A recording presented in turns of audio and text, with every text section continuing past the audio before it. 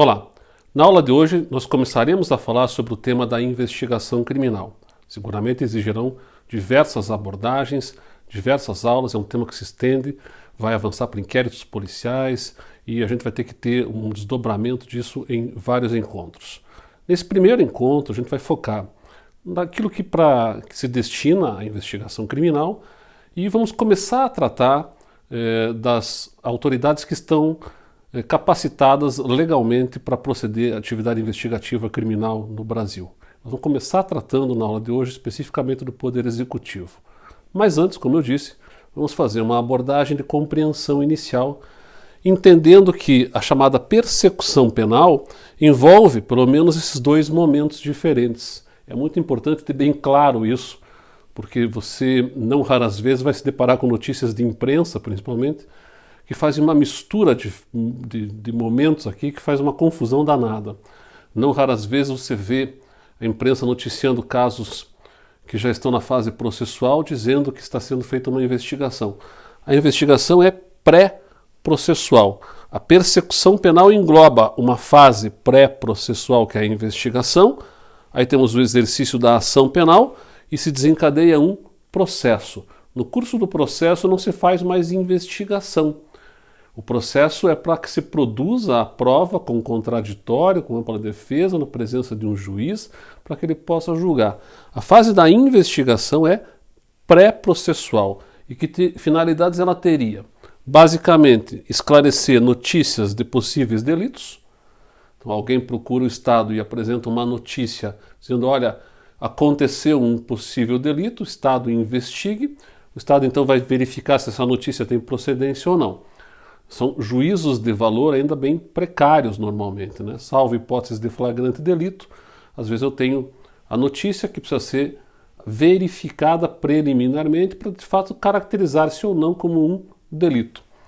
Então, esclarecimento da notícia. No mesmo contexto em que eu estou esclarecendo a notícia, eu vou instrumentalizar o titular da ação. Dar ao titular da ação os elementos de compreensão da notícia que ele necessita para que ele tome uma decisão no final da investigação. Qual decisão? A decisão de acusar ou não acusar alguém. Para fazer isso, eu preciso ter a coleta prévia de dados que me permitam ter os elementos suficientes para embasar uma acusação. É diferente do processo civil, porque no processo civil normalmente eu não preciso ter isso tudo já previamente coletado. No processo civil, às vezes eu exercito a minha ação e digo para o juiz, depois eu provo. No processo penal, eu tenho que ter já uma prévia coleta de informações que me permitam construir uma compreensão, quase que um desenho de futura condenação, que diga assim, olha, eu não sou um aventureiro que estou acusando alguém sem embasamento nenhum. Eu tenho um conjunto de dados aqui que foram coletados na investigação que me permite fazer crer que essa pessoa possa ter cometido um delito. Vamos iniciar um processo contra ela. E com isso eu também evito acusações infundadas. Ela funciona a investigação como um filtro, né, para minimizar a possibilidade de que alguém seja acusado de um crime sem um mínimo de embasamento. Então a investigação tem essas três principais, além de outras finalidades, como diminuição da cifra negra da criminalidade, que é aquela cifra de crimes que não são normalmente descobertos. Eu posso estabelecer investigações nesse contexto, mas normalmente tem como finalidade esclarecer notícias de fatos que são, em tese, possivelmente delituosos, com isso instrumentalizar, dar elementos ao titular da ação para que ele possa tomar uma decisão de acusar ou não acusar alguém e evitar acusações infundadas, ou pelo menos minimizar acusações infundadas. Certo? Vamos então ver, dentro do contexto estatal, quem é que teria legitimidade para investigar. E eu vou fazer essa abordagem primeiro à luz dos três poderes. Começando na aula de hoje pelo Poder Executivo. Eu começo pelo Poder Executivo porque é nele que se encontram os principais órgãos de investigação estatais que nós temos no Brasil, que são as chamadas polícias judiciárias, compostas pela Polícia Federal no âmbito da União, que investiga através do inquérito policial federal, é o seu instrumento de investigação, e as polícias civis dos estados, que investigam através do inquérito policial. O interessante de observar já de partida é que elas são chamadas de polícias judiciárias, mas integram o Poder Executivo. Esse descompasso, né, exige uma explicaçãozinha histórica aqui, né? A polícia criada no Brasil com a chegada de Dom João VI em 1808 no Rio de Janeiro, quando ele cria a primeira intendência de Polícia Geral do Rio de Janeiro. E é criada dentro de um contexto de império, né, de Brasil colônia, mas já com o império fixado aqui, com o reino fixado aqui. E você tem então uma polícia que se subordina ao rei. Com a proclamação da independência e com a instalação do império no Brasil, nós vamos ter essa polícia também agora se organizando e estabelecendo uma legislação em que o juiz vai ganhar uma importância bastante destacada na condução dessa polícia.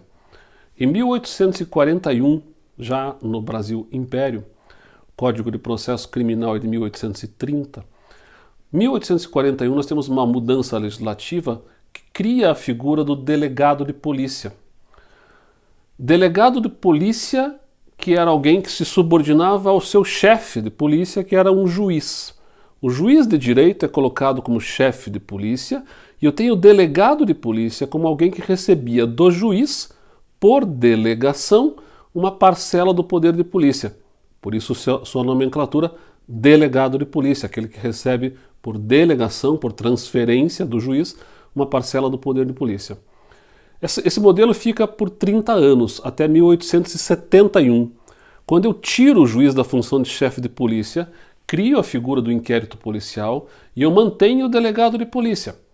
Bom, se o delegado de polícia antes olhava para cima e enxergava o juiz, porque recebia por delegação do juiz o seu poder de polícia, eu não tenho mais o juiz agora acima dele. Quem que ele olha e enxerga? Ele enxerga o imperador. Então ele passa a estar numa estrutura em que ele recebe do imperador, por delegação, parcela do poder de polícia.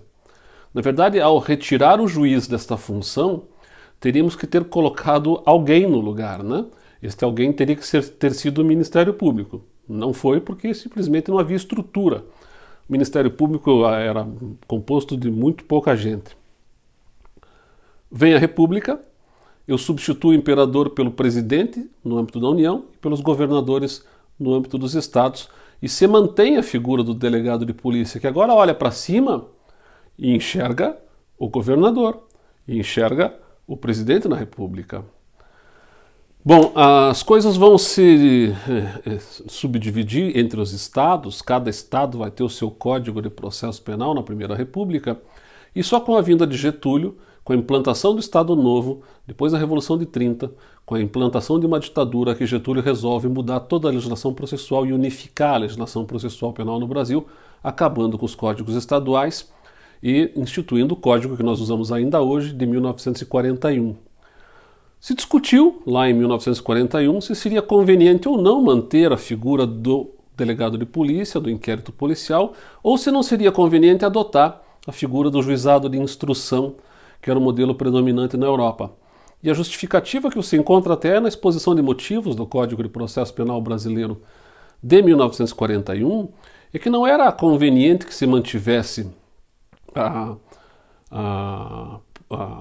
o que se introduzisse, melhor dizendo, a figura do juizado de instrução, porque nós temos um país de dimensões continentais e na época não tínhamos juízes em número suficiente. E aqui preciso fazer um parênteses dentro do parênteses. O modelo europeu continental de juiz de instrução, de juizado de instrução, era um modelo onde o poder judiciário tinha diferentes, e ainda tem, diferentes funções. Se a gente pegar o modelo italiano, que serviu muito de inspiração para o Código Brasileiro de 1941, e formos olhar como é que ele se organiza o poder judiciário italiano, ele tinha, na época, com o Codice Rocco de 1930, de Mussolini, na Itália, o Poder Judiciário tinha pelo menos 4 figuras diferentes. O juiz judicante, que é o juiz que julga, o juiz do Ministério Público, assim chamado, Giudice del Pubblico Ministero, juiz do Ministério Público, o Ministério Público integrando o Poder Judiciário. Tínhamos o Giudice Istruttore, que é um juiz de investigação, certo? E tínhamos ainda a figura do Pretore, que era um misto de tudo isso que fazia, às vezes, nos casos de menor potencial ofensivo de investigador, juiz e tudo mais. 4 figuras integrantes do Poder Judiciário italiano, as 4 chamadas de juízes. Judice judicante, juiz, judice del publico ministero, promotor, para nós, judice instruttore, para nós o delegado.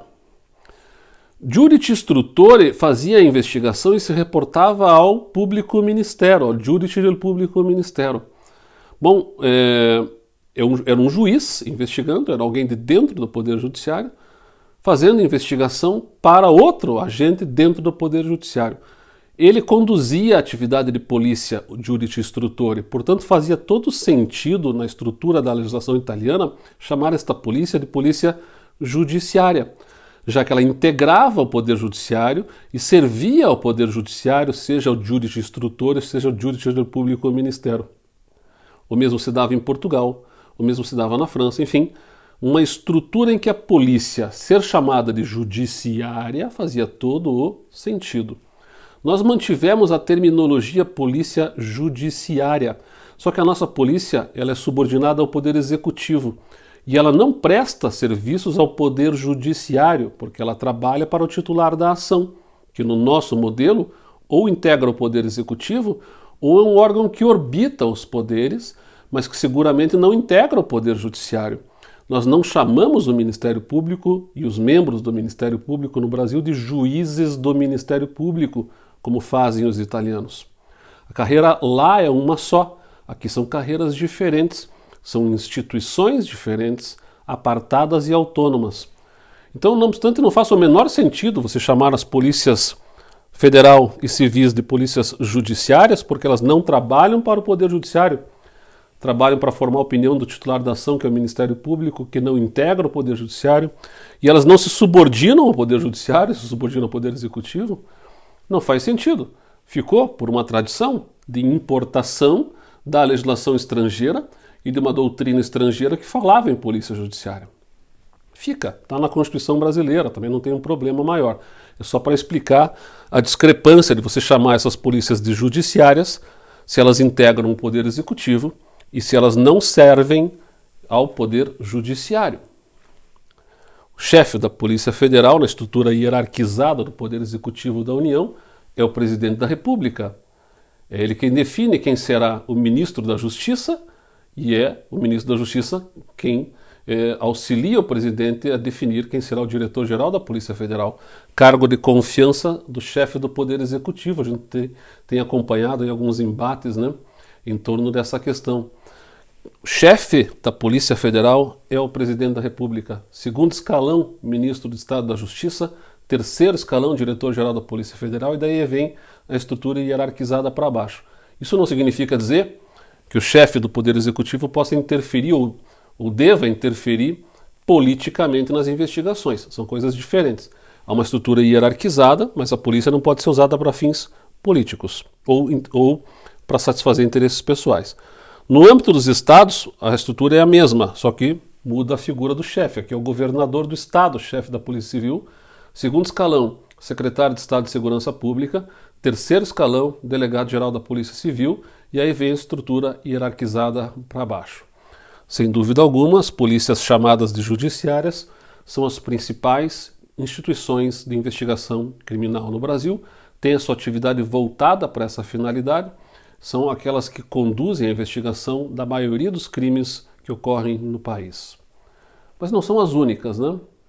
Ainda dentro do Poder Executivo, nós temos também as polícias militares, que são estaduais, certo? Se subordinam do mesmo jeito que as polícias civis estaduais à estrutura hierarquizada do governador. Chefe da Polícia Militar Estadual, governador do estado, segundo escalão, secretário de Segurança Pública.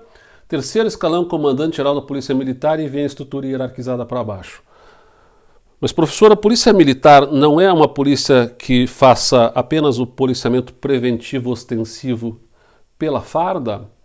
Essa é a razão de ser da Polícia Militar, fazer esse policiamento preventivo ostensivo pelo fardamento. A Polícia Militar ela é fardada não apenas porque é militar. Se não fosse militar, seria fardada igual. Seria um braço da polícia a ser visto na rua e identificado pela farda. A presença do policial militar ou do policial fardado na rua é fator inibidor da prática de crimes.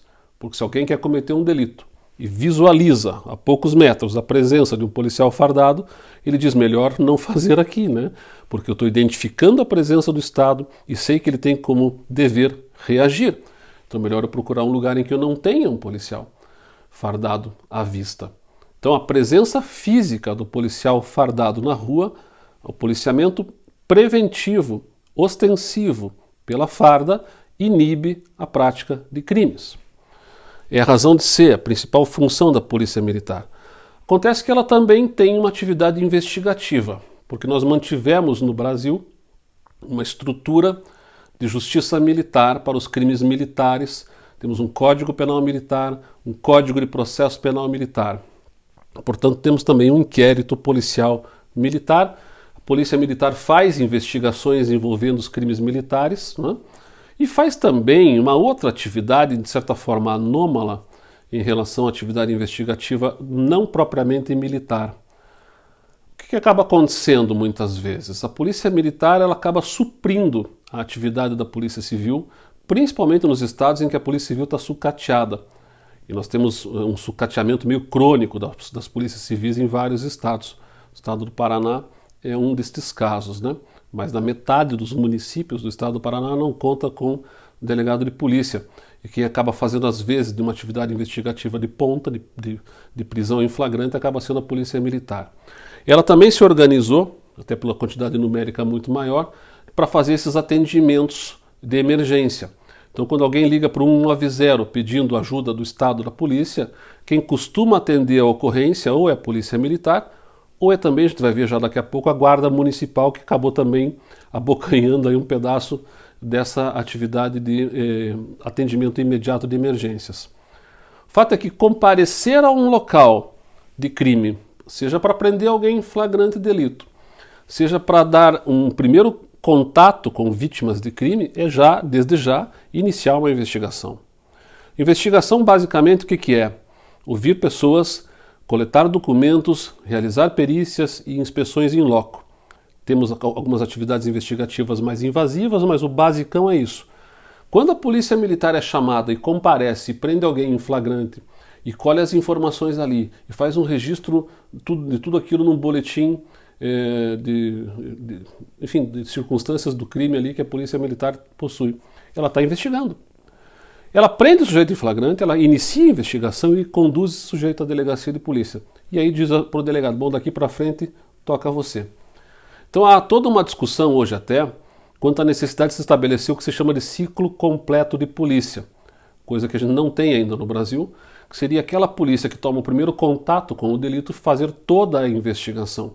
E não como acontece aqui, em que não raras vezes a Polícia Militar toma o primeiro contato, inicia uma atividade investigativa in loco, colhe informações, anota o nome das pessoas, registra o que obteve de informação ali, e depois pega tudo aquilo e entrega para outra polícia que não foi muitas vezes no local, não conversou com as pessoas, que está abarrotada de serviço e que vai dizer, ó, põe ali naquela pilha, e não dá uma continuidade devida na investigação, interrompendo a atividade investigativa.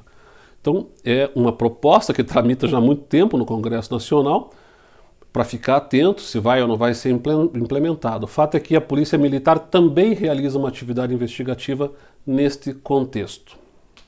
E como eu dizia, temos também a guarda ou as guardas municipais.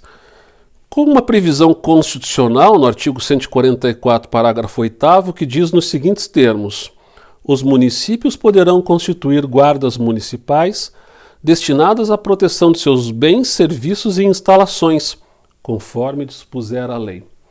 Bens, serviços e instalações municipais. Veja, a Constituição de 88 começa a ganhar efetivação prática, sair do papel, né, meados dos anos 90. E a gente começa a ter também campanhas para prefeito a partir da década de 90. E aí começa a misturar as duas coisas, né, porque campanha política, o sujeito lá é candidato a prefeito, lá em 1990, e de repente ele é cobrado, escute, qual é a tua proposta para a segurança pública?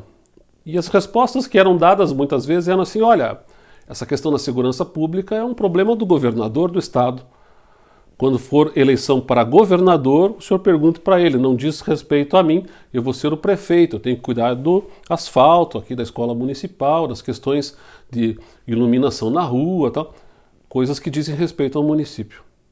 Ah, o senhor não vai se preocupar com a segurança pública? Não, isso é um problema do governador, dizia o candidato A.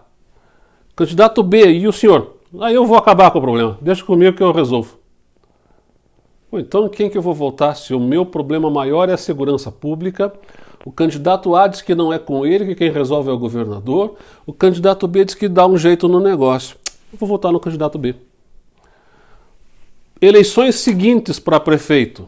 Aquele candidato A que não ganhou a eleição percebeu que o negócio era dizer o que o eleitor queria que fosse dito. E passou a dizer, eu resolverei também o problema da segurança pública.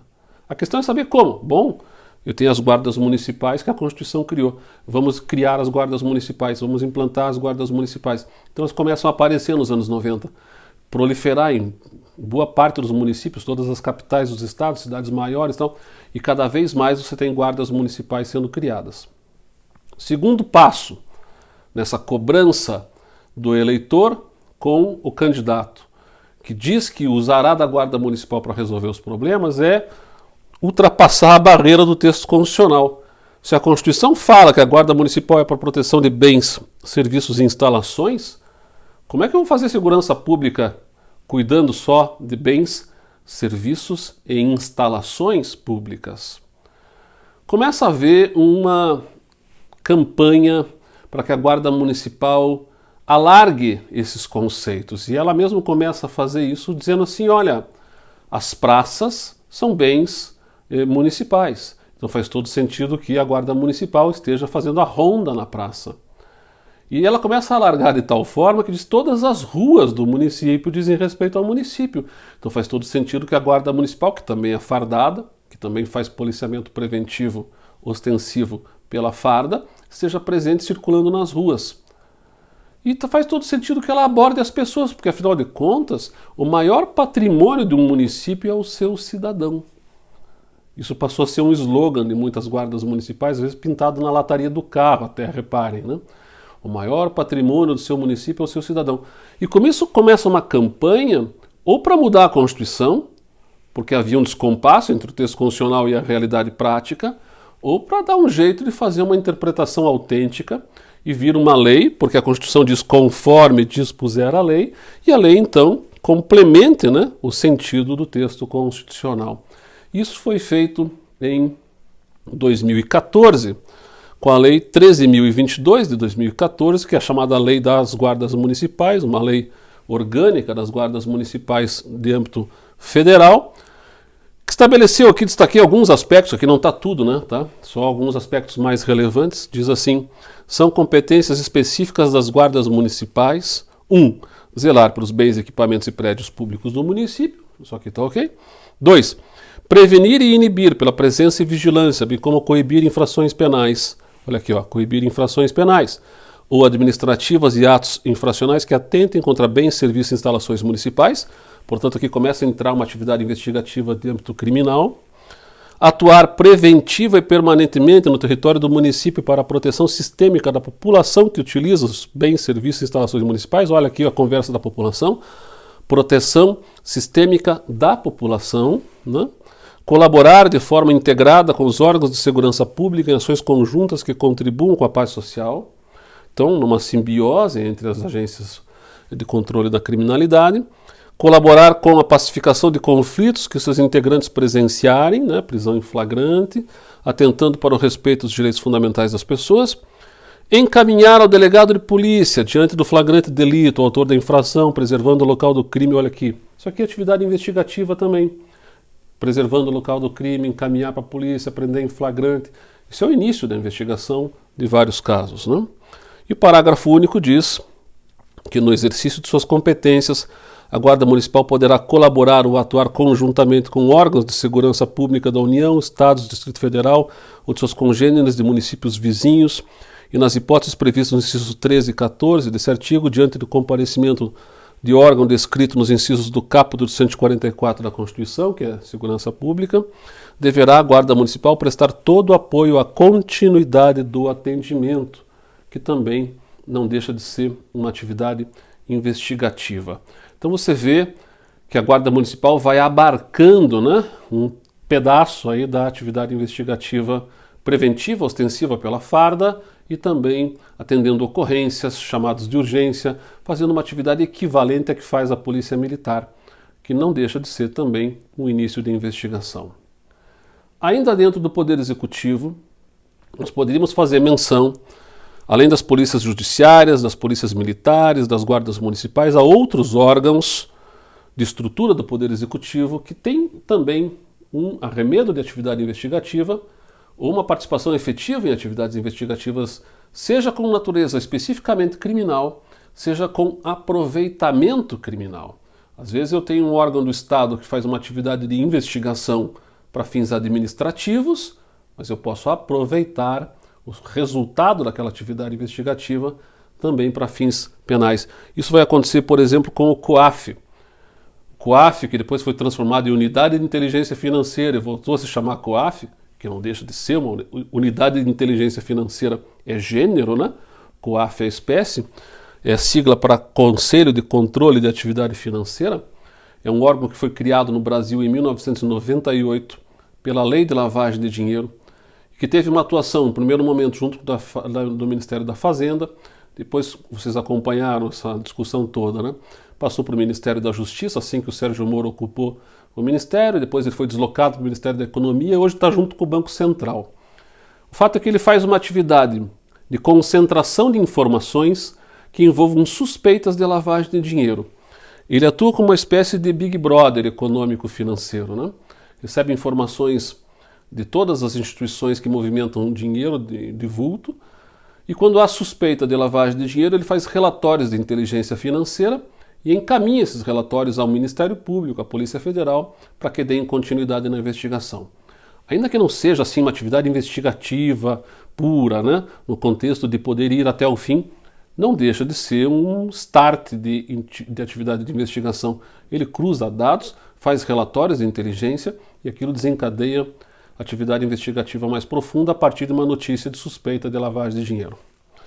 Banco Central e a CVM, a Comissão de Valores Mobiliários, também possuem atividade investigativa subsidiária prevista na Lei dos Crimes contra o Sistema Financeiro Nacional.